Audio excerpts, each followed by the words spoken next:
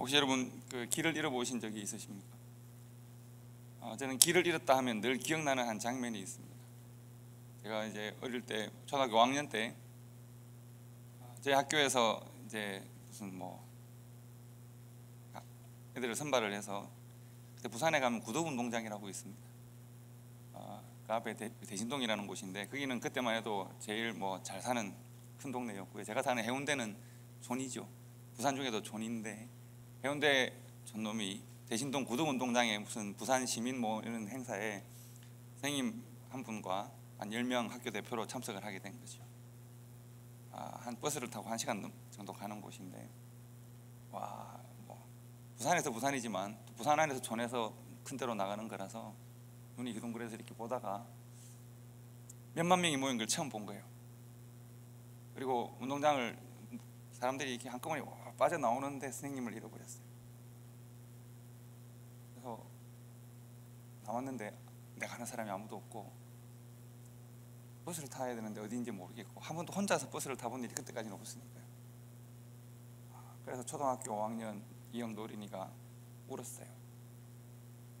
그냥 엉엉 운 게 아니라 눈물이 나는데 이걸 어떻게 내가 막 울면 어떻게 안 될 것 같고 한데 눈물이 지금 나오는데 이걸 어떻게 하지? 그 답답한 마음이 있었단 말이지. 사방을 돌아보는데 내가 어디로 가야 되는지를 모르겠는 거예요.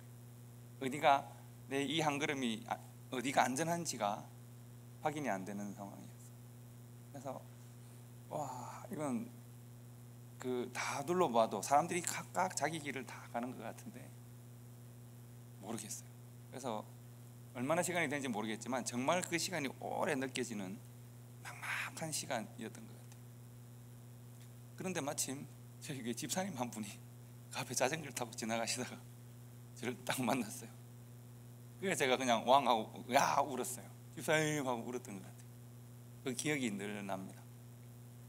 그래서 대신동 거기 보면 시장이 있는데 차장님 그 이리 집사님 다니시던 그 교회 옆에 대신동 시장이 있지 않습니까? 큰 빌딩에 거기 가서 제가 빈대떡을 먹었던 기억이 있습니다. 그분이 사주셨어요. 그 버스 태워서 보내주셨어요. 길을 잃을 때가 있습니다. 길을 찾을 때가 있죠. 얼마 전에 제가 그냥 TV를 보다가 어느 한 여자 PD, 그러니까 여성 PD가 여성 PD가 요즘은 많이 있지만 그분은 어떤 PD인가 하면 세계 분쟁 지역만 찾아다니면서 전 세계 전쟁 상황들을 기록하는 다큐멘터리 감독이 있더군요. 이분이 자신의 삶을 인터뷰하는 것을 제가 잠시 봤습니다. 이분이 초등학생 다니는 딸을 데리고 뭐 그렇게 표현하면 이상한가요? 딸과 이제 딸이 있는데 이혼을 한 거죠. 그리고 무엇을 하며 살까를 고민하다가 마침 자기가 대학 다닐 때 그 사진 전공을 했기 때문에 카메라 하나를 동영상 촬영이 그때 되는 카메라가 나오기 시작해서 카메라 하나를 들고 동티모르에 가서 동티모르에 대한 이야기를 우연하게 들어서 동티모르에 가서 그때 처음으로 그냥 개인이 동티모르의 내전 상황을 사진을 찍고 영상을 찍어서 납품을 한 거죠. 방송국에 납품을 했는데 그것이 방송이 되면서 이제 직업이 그쪽으로 바뀌게 된 분이 있었습니다. 독특한 분이시죠. 그리고 이제 지금은 한국에서 내전 전문 PD 하면 그분이 떠오를 정도로 유명한 사람이 되었습니다. 왜 전쟁이 있고 테러가 있고 분쟁이 있는 곳만 찾아가는가? 그곳에 사는 여성들에 대한 관심이 많은 거예요. 그곳에 사는 여성들이 과연 어떻게 살고 있는지에 대한 관심이 많아서 자기도 모르는 사이에 자꾸 발걸음이 옮겨지게 되고 한 번, 두 번, 세 번 가다 보니까 그야말로 전문 기자가 전문 다큐멘터리 감독이 된 것이죠. 자신이 기억하는 일이 하나 있는데 남수단이라고 여러분 기억나십니까? 울지마 톤제라고 하는 그 한참 유명했던 그 나라가 남수단입니다. 전 세계에서 가장 가난하고 현재 가장 비참한 환경 가운데 어떻게 그 나라가 어떻게 바뀌어야 되는지 길을 못 찾는 그런 나라입니다. 그곳에 이제 가게 된 거죠. 그래서 보통 기자들이 가면 뭐 하겠습니까? GPS를 가지고 목적지를 정하고 공항에서부터 가지 않겠습니까? 근데 그 나라를 가보니까 GPS가 기능을 못 하는 거예요. 왜 기능을 못 하느냐 하면 길이 없더래요.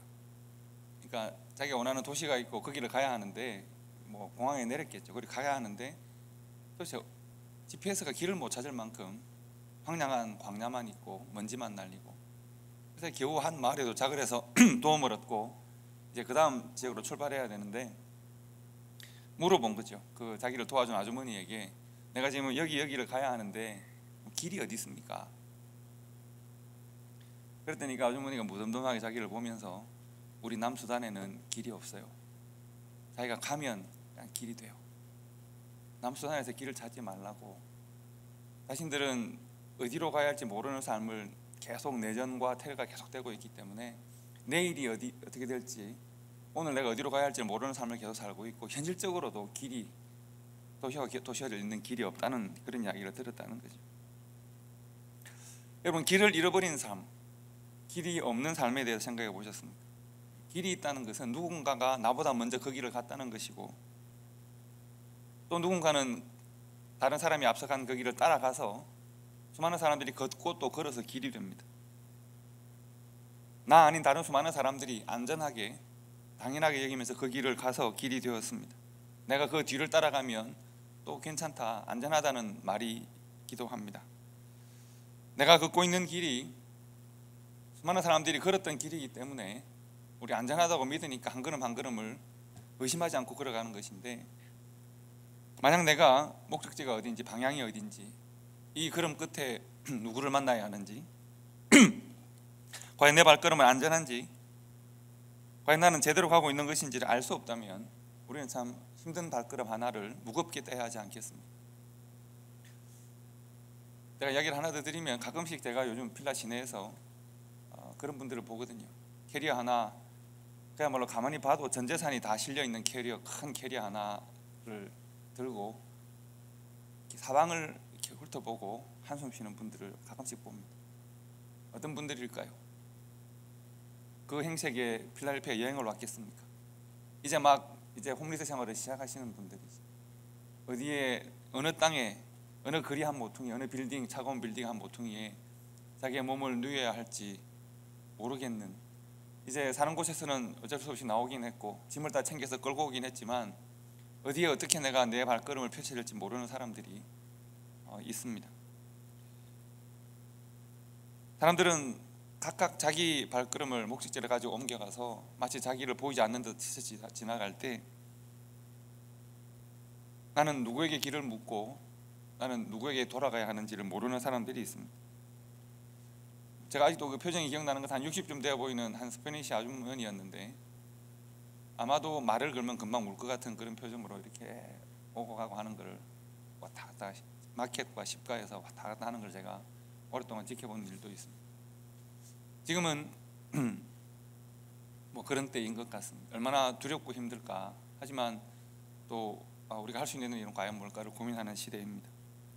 그리고 오늘 우리가 성경에는 보면, 우리가 오늘 성경을 통해서 한 가족을 만나죠. 우리가 읽은 성경은 누구의 가족인지 잘 아실 겁니다.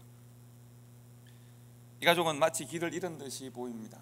여러분, 노아의 가족이 뭐 길을 잃었다기보다는 길이 없는 세상을 만난 거죠.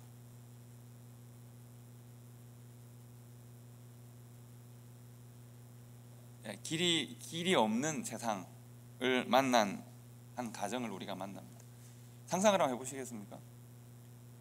하나님께서 하나님의 진노와 하나님의 계획을 보여주시고 방주를 준비하라고 명령하셨고, 그리고 정말 방주를 다 짓고, 하나님 이제 하나님의 때가 언제입니까를 기다리는 때에 정말 비가 오기 시작합니다. 땅에서도 물이 솟아올랐다고 했습니다. 깊은 샘들이 터지고 하늘에서는 비가 내리고 하늘과 땅이 물이 넘칩니다. 세상의 모든 것이 물에 잠깁니다. 방주가 떠올랐습니다. 그리고 방주가 점점 떠올라서 산을 넘어섰습니다. 방주가 물에 떠 있는 그 아래에 아무것도, 물 외에는 아무것도 보이지 않습니다. 그런 상황을 한번 상상해 보시겠습니다. 한번 상상을 해 보시죠. 눈을 감고 상상해 보십시오. 비가 계속 40일 동안 비가 오고, 땅에서도 물이 솟아나고 하늘에서도 비가 와서 물이 점점 넘치게 되고, 이렇게 하나님이 우리를 심판하시는가? 왜 창을 열어서 보지 않겠습니까? 수많은 사람들의 죽음과 수많은 짐승들의 죽음과 절규와 아우성과 비명을 볼 겁니다. 그것에 아무 관심이 없겠습니까? 그러지 않을 겁니다. 그리고 점점 물이 차올라서 정말 이제 아무런 생명이 보이지 않는 물만 보이는 때가 왔습니다. 비는 그쳤지만 150일 동안 물이 창궐했다고 했습니다. 물만 보이는 그 상황이 계속됩니다. 하나님은 불친절하 하셔서 언제까지 이렇게 될 거라는 말씀을 주시지 않으니까요. 노아야, 이제 150일이 지나면 물이 점점 가라앉게 될 거고, 며칠이 지나면 이제 너희들이 밖으로 나갈 수 있고, 며칠이 지나면 집을 지을 수 있고, 이런 말씀을 안 가르쳐 주시니까요.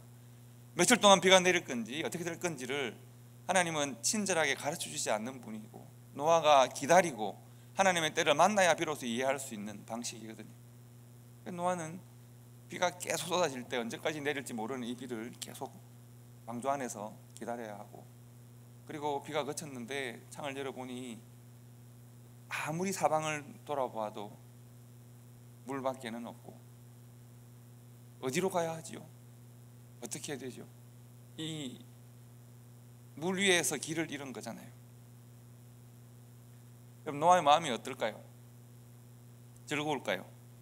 그럴 리가 없지 않겠습니까? 아무리 하나님을 몰랐던 사람, 악한 사람들이라고 해도 자신과 같이 태어나서 같이 자라고 이웃이 사했던 사람들이 정이 있을 텐데, 자기 자녀들과 함께 학부모들이 있을 거 아니에요. 그런데 그 사람들이 다 절규하고 죽어갔습니다. 우리는 정말 심판과 죽음을 피했으니까 다행이다, 정말 다행이고 행복하다, 이 생각을 했을까요? 저라면 결코 그렇지 않을 것 같습니다. 다른 사람의 절대적 불행과 죽음을 지켜보는 일들은 참으로 고통스러운 일입니다. 막막하고 외롭지 않을까요? 하나님께서 우리를 이렇게 구원하셨구나, 찬양과 감사가 흘러나올까요?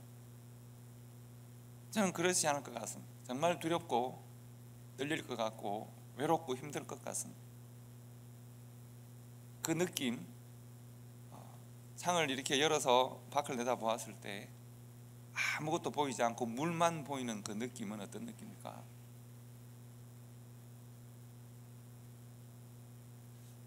이런 생각 저런 생각을 하면서 노아의 하루가 지나가고 이틀이 지나가고 30일이 지나가고 40일이 지났더니 비는 그치고, 또 그때부터 하루가 지나가고 이틀이 지나가고 노아의 홍수의 때가 이렇게 지나가고 있습니다. 말씀드린 대로 정작 하나님은 참으로 불친절하십니다. 언제 어떻게 홍수가 끝나고 땅이 어떻게 마르고 하나님의 계획이 무엇인지를 잘 말씀해 주지 않으십니다. 하나님께서 필요하신 말씀만 주시니까 노아와 노아의 가족들은 시간이 지나야 비로소 알 수 있는 하나님의 뜻, 시간이 지나서야 비로소 이해할 수 있는 하나님의 계획, 그것을 보면서 하루 한 시간 하루하루 그저 시간의 여행을 지금 하고 있을 뿐입니다.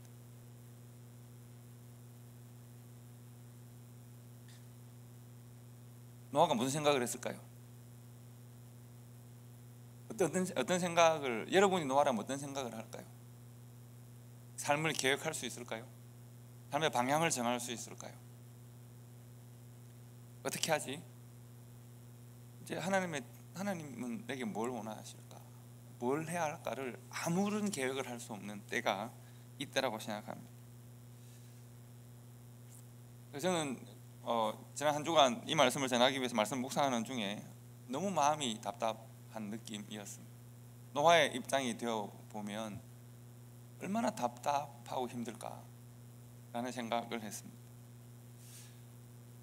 그러나 여러분, 성경이 말하는 노아는 세상 모든 사람들이 하나님의 진노의 대상이 될 수밖에 없는 그런 삶을 살고 있을 때, 모든 이웃들이 악한 삶을 살고 있을 때 하나님께서는 노아가 의인으로 살았다라고 인정하는 삶을 살았습니다.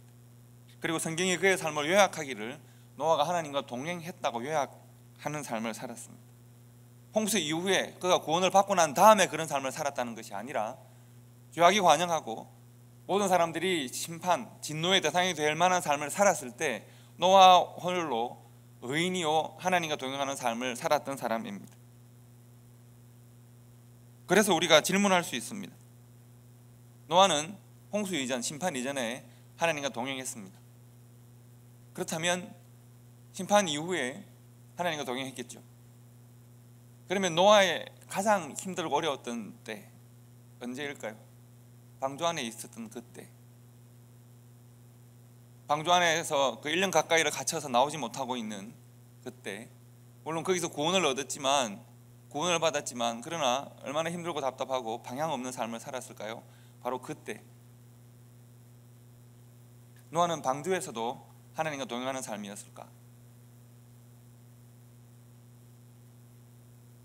창을 열어서 사방팔방을 바라봐도 물밖에 없는 그 상황에도 노아는 하나님과 동행할까? 동행하는 삶이었을까? 여러분은 어떻게 대답을 하시겠습니까?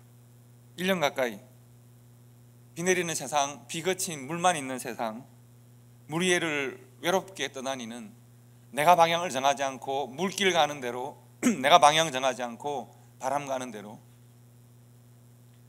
내 의지로 아무것도 할 수 없는 1년을 지나면서 그 상황 속에서 노아는 하나님과 동행하는 삶이었을까? 동행이라는 것이 하나님과 함께 가는 것인데 방향이 있어야 함께 갈 거 아니에요. 대상이 있어야 함께 갈 거 아니에요. 그런데 바람 따라 물길 따라 떠도는 방주 안에서 그는 과연 하나님과 동행하는 삶을 살 수 있었을까? 여러분은 뭐라고 대답을 하시겠습니까? 질문을 바꿔서 하면 좀 더 대답하기가 쉬울 수도 있습니다. 저는 노아도 제가 지금 바꿔서 할 이 질문을 했을 거라고 생각을 합니다. 하나님, 나는 하나님과 동행하는 삶을 원합니다. 내 모든 이웃들, 친구들, 나와 함께 살고 자랐던 사람들이 다 하나님 모르는 삶을 살아갈 때 나는 하나님과 함께하는 삶을 살기를 원했습니다. 그런데 하나님, 지금 내가 참으로 궁금합니다. 하나님, 나에게 하나님의 뜻을 보여주셨고 방주를 만들라고 명령하셨고 내가 믿음으로 살고 하나님의 뜻에 순종하며 살도록 인도하셨는데, 그런데 하나님, 지금 이 순간에 방향과 목적을 잃은 이 순간에 물길 따라 바람 따라 흘러갈 수밖에 없는 방주 안에 있는 이 순간에도 하나님 나와 함께 하십니까?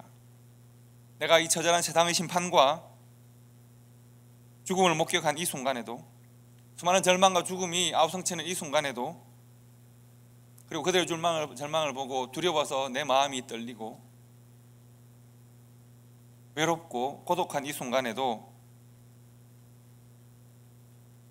하늘과 땅에서 물이 쏟아져서 이 작은 방주가 큰 것 같지만 여러분, 망망한 바다 아닌 바다 위에 혼자 떠 있는 방주를 생각해 보십시오. 그것이 뭐가 큰 방주이겠습니까? 내 의지와 내 생각으로 아무것도 할 수 없는 이 상황 속에서 그저 이리저리 물밖에 없는 세상을 떠돌아다니고 있는 이 순간에, 이 시간에 하나님 나와 함께 하십니까? 하나님 나와 지금 함께 하고 계십니까? 를 묻고 싶지 않았겠습니까? 하나님 나와 동행하시나요? 나는 여전히 하나님의 자녀인가요? 여전히 하나님의 나라는 나의 나라이고 여전히 하나님이 내게 허락하신 소망은 나의 소망인가요? 하나님, 나는 여전히 하나님의 사랑을 받고 있습니까? 하나님, 여전히 나는 하나님의 자녀요 백성이요 사랑받는 하나님의 아들입니까?를 묻고 싶지 않았겠습니까?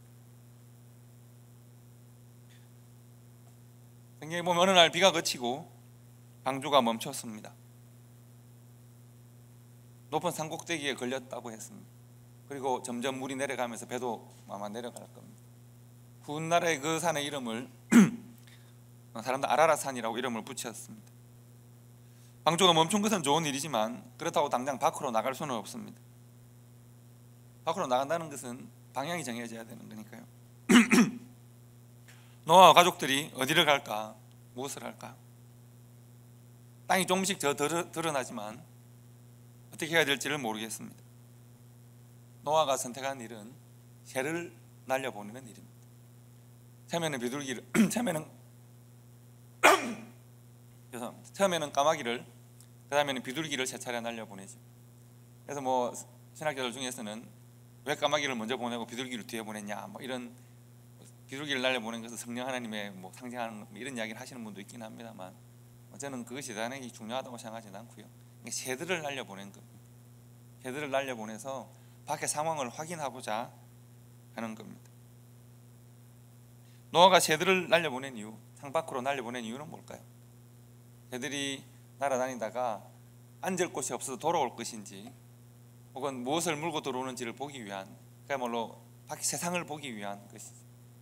새들을 날려보내고 마지막 새가 돌아오지 않았을 때, 새가 깃들 수 있다면 우리도 정착할 수 있겠다. 그래서 방주를 나오게 되는 것입니다. 다른 말로 하면, 하나님, 이제 우리가 나가도 될까요? 그리고 하나님께 나가도 될까요를 기도를 했을 텐데요, 또 나가도 될까요를 새들을 통해서 물은 것이죠. 하나님께서 제들을 통하여 대답을 주신 겁니다. 하나님과 그렇게 교통하고 그는 밖으로 나왔습니다. 성도들, 우리는 어쩌면 우리가 살아온 연소만큼 수많은 길들을 걸어왔습니다. 수많은 길들을 선택해 왔습니다. 그래서 여러분 길을 잘 알고 계십니까? 내가 10년, 20년, 30년, 40년, 50년, 60년, 70년을, 80년을, 100년을 수많은 선택과 선택의 결과로 길들을 걸어온 일들을 반복해 왔는데, 여러분, 그래서 우리는 우리 인생의 길들을 얼마나 잘 알고 있습니까? 참 열심히 살았습니다. 그리고 최선을 다해 살았습니다. 잘못한 것이 없습니다. 그런데 지난 한 해 그리고 올해까지도 코로나라고 하는 보이지 않는 적들을 만나고 바이러스를 만나고 우리의 삶은 참 많이 무너졌습니다. 우리의 갈 길들을 잃은 분들이 참 많습니다. 삶의 기반들이 흔들리고 예배의 기반도 흔들리는 것 같고 어두운 것 같고 관계도 흔들리는 것 같습니다. 그리고 정작 문제는 앞으로입니다. 다들 이야기하기를 뭔가 좀 안다는 사람들이 한 번도 경험하지 못한 세상이 온다고 합니다. 환경들이 바뀔 거라고, 살아가는 삶의 환경들이 바뀔 거라고 말합니다. 앞으로 정말 우리 자녀들은 어떤 삶을 살아야 하고 어떻게 살아야 되는지가 잘 모르겠다고 합니다. 몇 차 산업혁명이라는 말들을 계속 반복하고 어떻게 되겠다고 하는데 참 어렵고 힘듭니다. 마치 홍수를 만난 듯 세상이 두려움과 염려 가운데 사로잡혀 있고 나는 그 두려움과 염려의 바다 위에 둥둥 떠다니는 것 같은데 정작 내가 무엇을 해야 될지를 모르겠습니다. 이 위기는 언제 끝나는가? 어떻게 이 위기를 넘어설 수 있는가? 이 위기 다음에 또 다른 위기는 어떻게 올 것인가? 마치 땅에서 물이 쏟고 하늘에서 물이 쏟아지는 상황과 같이 위기에 넘어 위기가 또 이 위기를 넘어 저 위기가 또 다가오는 것 같은데 나는, 내 가족은, 내 자녀들은, 교회는, 우리의 이웃은 어떻게 될까? 무엇을 할까? 어디로 갈까? 이 바람, 저 물결이 이리저리 나를 흔들 때 나는 무엇을 할까? 길 찾기 참 어려운 시대를 우리가 살고 있습니다.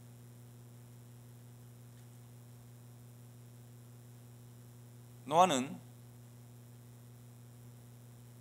새들을 날려 보내어서 길을 찾기를 원했습니다.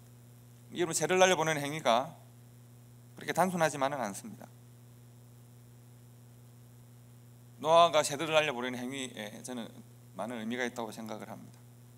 여러분, 노아는 아까 말씀드린 대로 모든 사람들이 자기 소견에 오른 대로 자기 욕망을 따라 살아가던 바로 그때에 하나님의 의와 거룩하심으로 자신의 삶을 잘 준비했던 사람입니다. 모두가 자신의 생각대로 바삐 움직일 때 노아는 오랜 시간 방주를 짓는 일에 헌신했던 사람입니다. 모든 사람들이 자신의 욕망에서 길을 찾을 때 하나님의 의와 진리에서 길을 찾았던 사람이 노아이고, 모든 사람이 자신의 삶의 목적으로 바삐 움직일 때 하나님이 나에게 주신 사명으로 그가 방주에서 길을 찾았던 사람입니다. 그리고 모든 생명이 물 아래서 길을 잃고 죽음을 맞이했을 때 그는 하나님의 뜻에서 길을 찾고 순종하는 일에서 길을 찾았던 사람입니다. 그 사람 노아가 오직 하나님께서 길을 찾았던, 사람들이 욕망으로 살아갈 때 하나님의 뜻에서 길을 찾았고, 사람들이 자기 소견에 오른 대로 살아갈 때 방주에서 길을 찾았고, 사람들이 자신의 생각대로 살아갈 때 하나님께 순종함으로 길을 찾았던 노아입니다. 그리고 그 노아가 방주에서 새들을 날려보냅니다.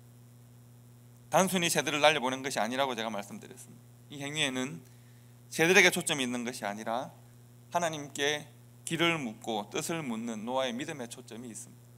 하나님, 이제 때가 되었습니까를 묻습니다.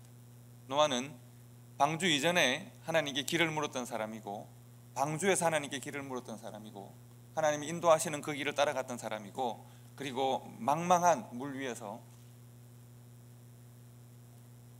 새를 날려보내므로 하나님께 길을 묻고 있습니다. 노아가 하나님께 뜻을 묻고 하나님께 길을 구한 증거는 노아가 땅에 발을 디딘 다음 했던 일에서 가장 먼저 드러납니다. 노아는 하나님의 인도하심을 따라 방주에서 나와서 제일 먼저 무엇을 했을까요? 여러분이 노아라면 1년 가까이 방주에만 있다가 드디어 땅에 발을 디디고 섰다면 여러분은 무엇부터 할까요? 창세기 8장 20절을 보시면 노아가 여호와께 제단을 쌓고 모든 정결한 짐승과 모든 정결한 새 중에서 제물을 취하여 번제로 제단에 드렸더니라고 했습니다. 노아가 방주에 나와서 가장 먼저 한 일은 하나님을 예배하는 일입니다. 18절에서 노아와 가족들이 방주에서 나왔고 19절에서는 모든 짐승들이 나왔고 20절에서는 하나님을 예배한 것입니다. 하나님이 허락하신 거룩한 땅, 거룩한 생명의 땅에서 그는 하나님을 가장 먼저 예배합니다.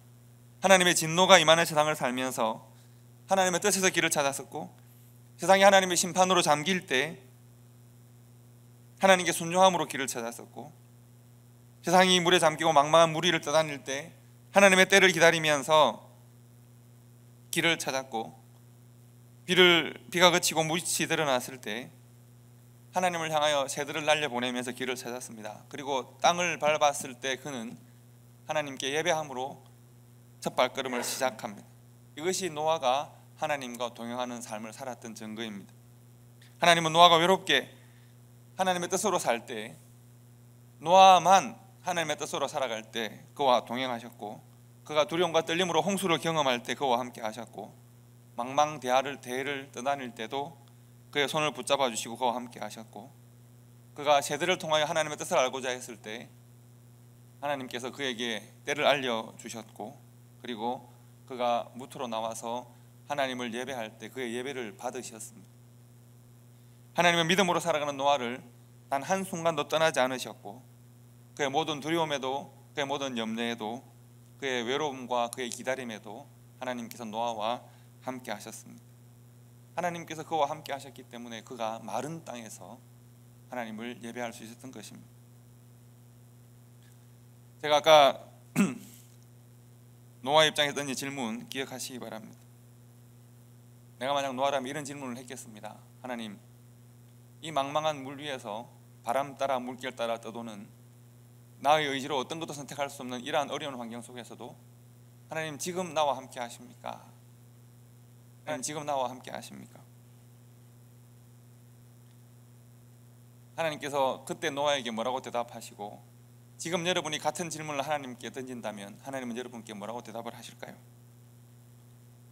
하나님은 노아가 어떻게 느끼는 것과 관계없이 노아가 하나님을 가까이 느끼면 하나님이 나와 함께 하는 것이고 노아가 하나님 안 보입니다 하면 하나님이 저 멀리 있는 것이 아니라 노아의 느낌과 관계없이 하나님은 늘 노아와 함께 하시는 분이십니다.